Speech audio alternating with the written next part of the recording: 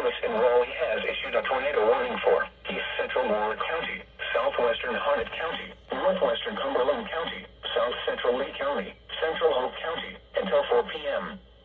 At 3:32 p.m., a severe thunderstorm capable of producing a tornado was located over Rayford, moving northeast at 70 miles per hour. Hazard, tornado. Source, radar indicated rotation. Impact, flying debris will be dangerous to those caught without shelter. Mobile homes will be damaged or destroyed. Damage to roofs, windows, and vehicles will occur. Tree damage is likely.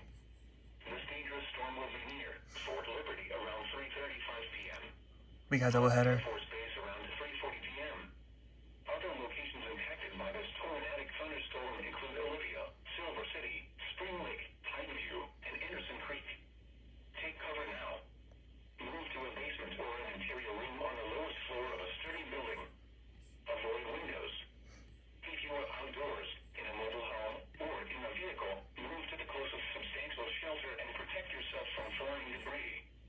Repeating, a tornado warning has been issued until 4 p.m. for the following counties in North Carolina, Cumberland, Harnett, Hoke, Lee, and more.